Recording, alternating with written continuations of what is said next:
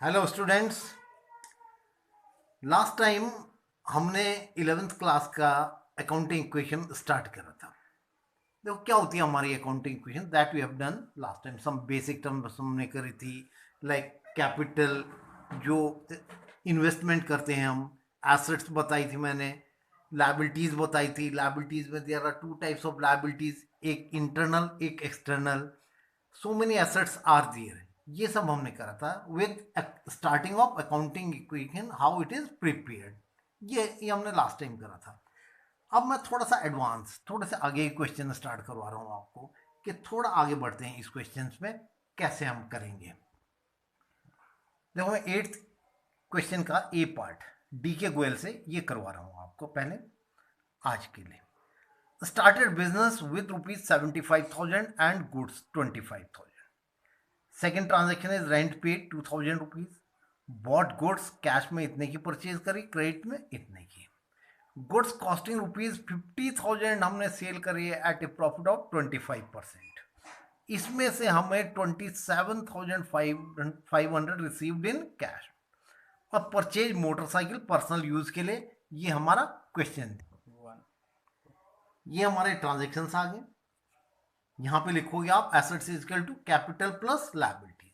जो एसेट्स आती रहेंगी इस साइड में, जो लायबिलिटीज है इस साइड में। हमारा फर्स्ट ट्रांजेक्शन है started business with cash ₹75,000 and goods ₹25,000। अब you will start with the cash. कितना कैश है? 75,000। हमने गुड्स मीन्स स्टॉक, कितने का? 25। तो हमारी कैपिटल कितनी हो रही है? 1,00,000 रुपीज कैपिटल आ रही है। टोटल कर दोगे and new equation 75,000 plus 25,000 is equal to 1,00,000 rupees. हमारा सेकेंड ट्रांजेक्शन है पेड फॉर रेंट ₹2,000। जो भी एक्सपेंस हम पे करते हैं वो सब कैपिटल में से माइनस हमारे एक्सपेंसेस, और कैश पे करें कैश में से माइनस कर दिए। और ये हमारी न्यू इक्वेशन आ गई। 73,000 कैश इन हैंड, 25,000 का स्टॉक है और 98,000 कैपिटल है। हम किसी भी पॉइंट ऑफ व्यू पे इसे चेक करेंगे तो हमारी एसेट साइड और liability side this will come equal. Our next transaction is bought goods for cash ₹30,000 and credit for ₹44,000। हमने कैश में परचेज कितने की करी है? 30,000 की। ये तो हमारा कैश में से माइनस हो गया। हमारा टोटल स्टॉक गुड्स हमने जो परचेज करे हैं, दोनों को ऐड करोगे 74,000 का स्टॉक आया। तो हमारे गुड्स इतने से प्लस हो रहे हैं 74,000 से। जो हमने क्रेडिट में परचेज करी है that will increase the creditors। 44,000 के हमारे creditors बढ़ गए हैं। and now the new equation is 43,000 plus 99,000 के हमारे goods हो गए हैं हमारे पास। कैपिटल इज 98,000, creditors 44,000 के। Next transaction is goods costing ₹50,000 sold at 25% profit and cash received 27,500 out of this। हमने कितने के गुड्स बेचे हैं? 50,000 के। इसमें हमने कितना प्रॉफिट लिया है? 25%। इसका 25% निकालिए, कितना आएगा? 12,500। मीन्स हमने टोटल गुड्स जो बेचे हैं 50,000 के, कितने में बेचे हैं? 62,500 रुपीज में। इसमें से हमें कैश में कितना मिला है? 27,500 वी रिसीव्ड इन कैश। तो बाकी हमने कैसे सेल करी है? कैसे सेल करी है? क्रेडिट में। तो जिसे हम सेल करते हैं क्रेडिट में, क्रेडिट में उधार में, वो हमारे क्या होते हैं? डेटर। डेटर जिससे पैसा लेना है डेटर, और जिसे पे करना है क्रेडिटर्स। पे क्यों करना है? कि हमने परचेज कर रखी है। पैसा क्यों लेना है डेटर से? हमने सेल कर रखी है। So our new equation is 70,500 plus 49,000 plus 35,000 is equal to 1,10,500 capital and plus 44,000 के creditors। अब नेक्स्ट ट्रांजेक्शन है हमारा, जैसे purchase new motorcycle for personal use 20,000 rupees. Personal use अगर वर्ड यूज होता है, it is not for the business. हमने ये ड्राइंग्स हो गई है हमारी, पर्सनल यूज के लिए निकाला है पैसा। हमने घर के लिए मोटरसाइकिल ली है, that's why it is our drawings. तो हमने क्या करना है? ड्राइंग्स को 20,000 को एक तो ये कैश में से कम हो गया हमारा कितना 20,000 रुपीज, और ये ड्राइंग्स को कैपिटल में से माइनस करना है 20,000, and our new equation will be 50,000 plus 500 cash in hand, 49,000 का हमारे पास स्टॉक है, डेटर्स 35,000 रुपीज़ के हैं, कैपिटल 90,500 की है, और क्रेडिटर्स 44,000 के। ये हमारी टोटल दोनों साइड का इक्वल आएगा, and the total is final total 1,34,500, 1,34,500। ये हमारी इसकी एसेट्स और लायबिलिटीज आ गई है। अब मैं ये क्वेश्चन करवा रहा हूँ आपको, एनसीईआरटी का क्वेश्चन है ये, गिवन इन द एनसीईआरटी। देखो कैसे करना है, इसमें हमने थोड़ा सा अलग है, एडवांस है थोड़ा सा। देखो started business with cash 5 lakh rupees and goods 1 lakh rupees, means जो हमारी कैपिटल होगी इसमें कितनी आएगी 6 लाख रुपीज की, जो भी cash goods machine what ever it is starting में आती है वो कैपिटल हो जाती है हमारी। देन परचेज बिल्डिंग एसेट्स हो गई हमारी, परचेज गुड्स फ्रॉम हिमानी से परचेज करा, सेल दे रखी है, in this way these transactions are given. फिर इसकी मैं बैलेंस शीट बना के दिखाऊंगा कैसे हमने इसकी बैलेंस शीट बनानी है। जो मैं क्वेश्चन कर रहा हूँ उसमें पेज पर, उसमें एक चीज ध्यान रखनी है तुमने कि मैं लेफ्ट साइड में मैंने क्वेश्चन लिखा हुआ है, you can copy from that also. देखो फर्स्ट ट्रांजेक्शन है हमारा, business started with cash 5 lakh rupees और स्टॉक गुड्स कितना 1 लाख रुपीज। आप स्टार्ट करोगे कैश, पहले तो हमने वही इक्वेशन लिखनी है, transactions assets is equal to capital plus liabilities, जो एसेट्स आती रहेगी यू राइट, कैश स्टार्टिंग है इजकल टू कैपिटल प्लस जो एसेट्स हैं प्लस करते रहेंगे, इधर लायबिलिटीज इस साइड प्लस होती रहेंगी और एसेट्स हमारे यहाँ पे ऐड होती रहेंगी। देखो कैश प्लस स्टॉक, हमने दो चीजें बिजनेस में लगाई हैं, cash 5 lakh rupees and goods 1 lakh rupees. तो हमारी जो कैपिटल आई है, this capital is 6 lakh rupees की। ये हमने न्यू इक्वेशन टोटल कर दिया, 5 lakh plus 1 lakh is equal to 6 lakh. Next transaction is purchase building for rupees 2 lakh, 2 lakh की हमने बिल्डिंग परचेज की। देखो क्या हमारा हो रहा है, एक एसेट्स इंक्रीज हो रही है, एक एसेट्स हमारी डिक्रीज हो रही है, increase in one assets decrease in another assets. क्या इंक्रीज हो रहा है बिल्डिंग, डिक्रीज क्या हो रही है हमारी कैश, तो माइनस कर देंगे। New equation is 3 lakh plus 1 lakh plus 2 lakh is equal to 6 lakh rupees. Next transaction is purchase goods from Himani rupees 50,000। अब ये हमने परचेज करा है गुड्स का, तो अब एक तो हमारा स्टॉक बढ़ गया, इसका कैश में कोई इफेक्ट नहीं होगा। क्यों नहीं होगा हमारा कैश में effect, because this purchase is credit purchase. If name of a person is given, किसी का नाम दिया हुआ है तो वो ट्रांजेक्शन हमारा क्या होता है, क्रेडिट ट्रांजेक्शन होता है, उसमें कैश का कोई रोल नहीं होता। तो हमारा स्टॉक बढ़ रहा है, at the same time our creditors will increase by rupees 50,000। तो हमारे न्यू इक्वेशन आ गई है 3 lakh plus 150 plus 2 lakh is equal to 6 lakh plus 50,000। अब इसमें क्या कंडीशन अप्लाई हुई है हमारी, increase in one assets and increase in one liability. इसका एग्जांपल क्या हो गया, गुड्स परचेज ऑन क्रेडिट। अगला ट्रांजेक्शन देखो, goods costing rupees 25,000 sold to Ashu for rupees 36,000। हमने ये फिर उधार में बेचे हैं, कैश में नहीं बेचे हैं, कैश में नो रूल। मीन्स स्टॉक कितने का कम हो रहा है हमारा 25,000 का। हमारे डेटर्स इंक्रीज हुए हैं, जिसे सेल करिए डेटर्स, कितने के डेटर बढ़ गए हैं 36,000 के। प्रॉफिट कितना हुआ है हमें 11,000 रुपीज का, 25,000 का हमने सेल करा है 36 में, 11,000 का profit will be added in capital. And new equation is 3 lakh plus 1 lakh 25,000 rupees plus 2 lakh plus 36,000 is equal to 6,11,000 plus 50,000। Paid insurance premium 3,000। Insurance premium pay करिए, क्या है हमारा ये एक्सपेंस है, कैपिटल में से माइनस करोगे और कैश में से माइनस करोगे। न्यू इक्वेशन ये आ गई हमारी। रेंट आउटस्टैंडिंग, देखो आउटस्टैंडिंग क्या होता है, व्हाट वी हैव टू पे, जो पे करना है दैट्स आवर आउटस्टैंडिंग। आउटस्टैंडिंग क्या होती है, लायबिलिटी। जो हमने एडवांस पे कर लिया है वो हमारी क्या होती है, प्रीपेड।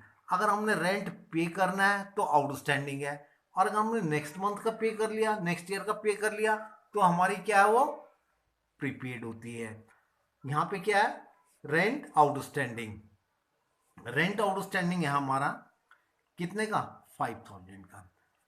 तो बिकॉज चाहे हमने पे करा है चाहे पे करना है, हमारा एक्सपेंस है इस ईयर का, तो कैपिटल में से माइनस हो जाएगा। Clear. Secondly it's our liability because we have to pay 5000 rupees. तो एक लायबिलिटी हमारी बढ़ गई, कौन सी, आउटस्टैंडिंग की लायबिलिटी बढ़ जाएगी हमारी। And the new equation is 297,000 plus 125,000 plus 2 lakh plus 36,000 equal to 6,03,000 plus 50,000 plus 5,000। हमारी अगली ट्रांजेक्शन है, देखो, डेप्रिसिएशन ऑन बिल्डिंग। डेप्रिसिएशन क्या होती है, हम decrease in the value of assets is called depreciation. जो हमारी एसेट्स की वैल्यू कम होती रहती है, that decrease is called depreciation. हम यूज कर रहे हैं उस एसेट्स को, हमने कितनी डेप लगाई है, 8,000 रुपीज की, तो बिल्डिंग में से माइनस हो जाएगा 8,000, तो बिल्डिंग हमारी कितने की रहेगी, 192 की, और कैपिटल में से माइनस हो जाएगा because depreciation we are using the assets, it's our expense 8,000 rupees. And new equation is 2,97,000 plus 1,25,000 plus 1,92,000 plus 36,000 equal to 5,95,000 capital है प्लस 50,000 के क्रेडिटर्स हैं, और आउटस्टैंडिंग हो गया हमारा 5,000। अब अगला ट्रांजेक्शन है हमारा, देखो, cash withdrawn for personal use. Personal use क्या होता है, ड्राइंग्स। कैश में से माइनस कर देंगे 20,000, और पर्सनल यूज के लिए ड्राइंग्स में से माइनस हो जाएगा हमारा।